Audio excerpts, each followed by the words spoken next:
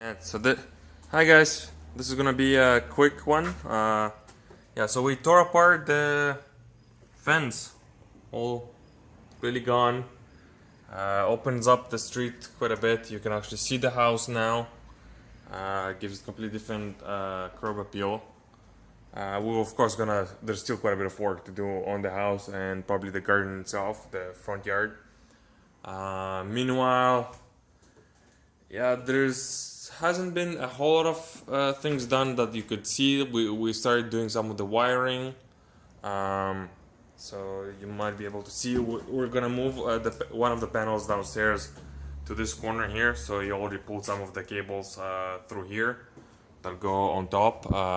We had the full planning for all the switches and lights. I'm gonna basically put a light at every center of an area. So this is gonna be the kitchen here. So we're gonna put one up here, the dining area here, which is gonna have a light, the living room light. We're getting ready for the bedroom here, so the wall gonna come up here. Meanwhile, we have the closets already up. So yeah, it's the basic closet. So usually you want in the closet, you want from edge to edge, after the drywall, you want 1 feet and 10 inches at least. So you could easily put a hanger and doesn't have to tilt or any of that kind of stuff, and you have enough space for the hanger, plus a little bit of space for the actual coat. We use this space here for both of them. So you got the opening for the other bedroom and then the opening here for this bedroom.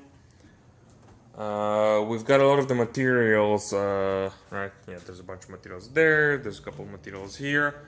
That would be for closing off the windows and doors that we don't need. It's the full plywood compared to the it's not the MDF, but this is, you can see the material itself. It's different. That's pressed wood. That's not good enough for actually putting on the outside walls. So that's a temporary one. We're gonna replace it with the full sheet over here. And downstairs we're gonna go there, have a look. But hasn't been moving too much. So yeah, here's the old fence. It's completely opened up. We're gonna get the gas line going through here all the way to the back. So we cleared the whole space here for them so they can easily just dig through and connect the gas. They of course messed up my actual order, confused my house with another house, so the whole thing got delayed. They're gonna connect it only on the 24th of September, so we got just over 2 weeks left until then. And then the furnace guys are gonna come in right after them to connect the furnace. Meanwhile, here we just cleaned up a bit with the wiring. So just a bit though. There's still wires just hanging like they've decided to go from the panel. Okay, like we need an outlet there, and they just slapped a wire all the way through, like straight up to there, instead of using 90 degrees. And like most of your wires are supposed to go at 90 degrees turns, so they're easy to follow and easy to pull and so forth. Because when you wave it through like that, they're super hard to work with afterwards if you need to remove one or move it or any of that kind of stuff, compared to some of the newer wiring that we put in. So they just go straight through, and if you need to disconnect, you just cut it and literally just grab it and pull it all the way back, in case you want to remove them. Here the space was framed for, so at the end there we're gonna have the bathtub, the toilet, the vanity with the sink. On this side it's gonna be the washer dryer. We removed all the pipes completely. Wasn't exactly planning on it, but you know, through the demolition and everything, decided okay, it gives us more options with that stuff, so no big deal. But yeah, we're gonna replace the whole thing with new ABS and PEX piping throughout. And then Yeah, so it's mostly getting materials right now, some planning, been in contact with some structural engineers, because you can't just remove a wall. It has to be. Most likely, he's not gonna say anything different from us, but he's just gonna double make sure, right? He has the degree, he knows how to do the calculations, whether really what size beam we need. Maybe we just need 2 LVLs, not 3. If he decides that that's enough, then that's enough. I'm gonna replace that. You could probably see here. So yeah, that's the old wire from the stove that went to the other corner of the house there. We pulled it all out. We're just hanging here.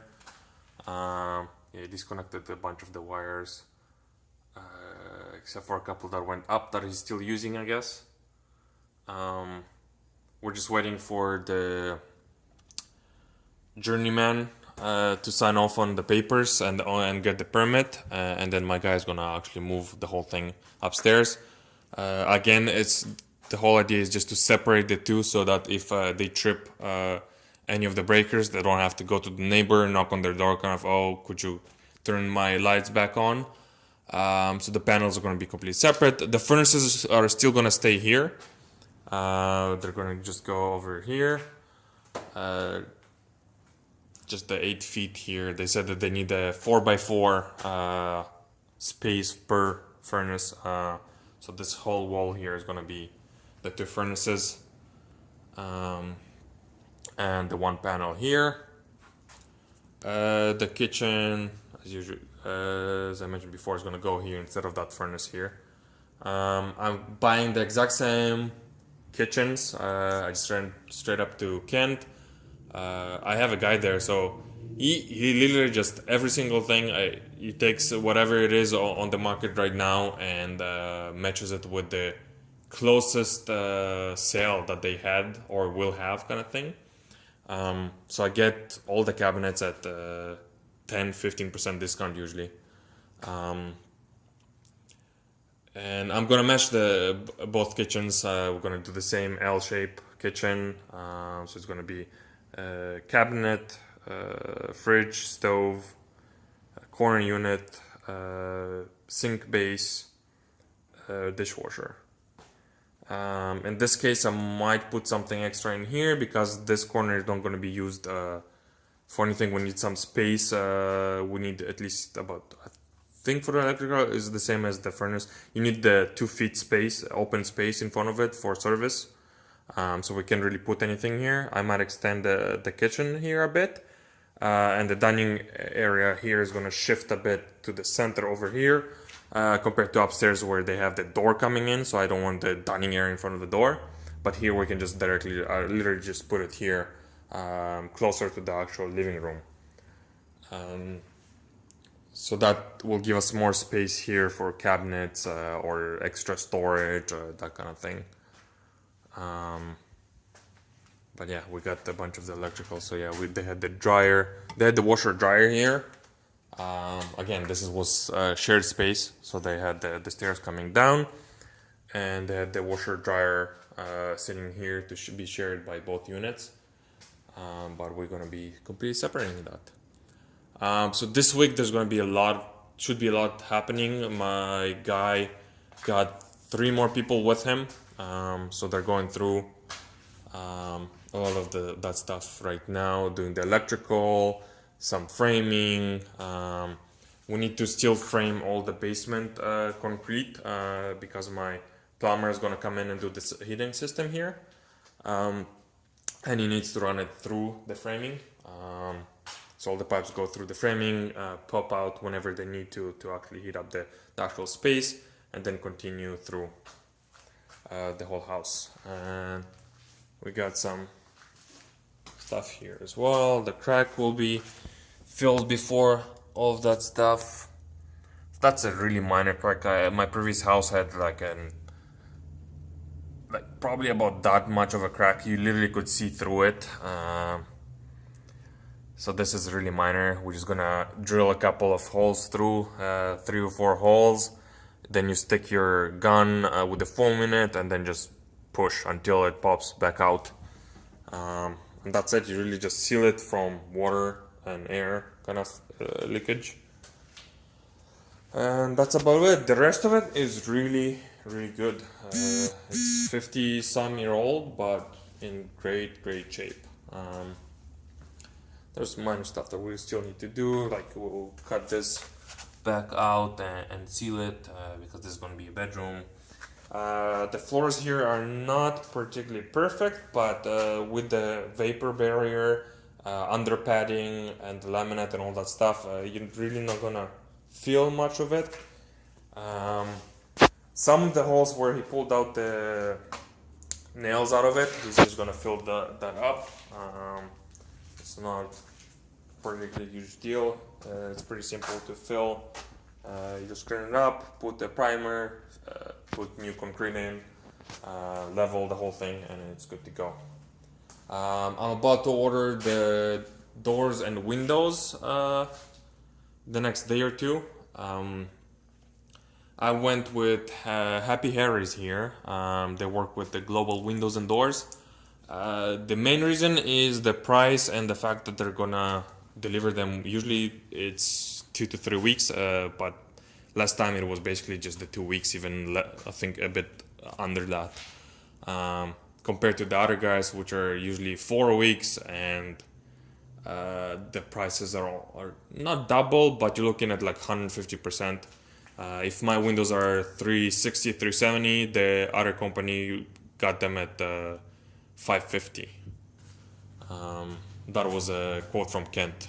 Even though they're not identical in terms of the windows that were delivered, I would still go. I mean, at the end of the day, it's a window. It's as long as it's properly done. Doesn't make a huge difference, but saving a couple thousand grand right now would go a long way for me. And yeah, that's about it. I hope you enjoyed it. Subscribe if you haven't yet, and see you next time.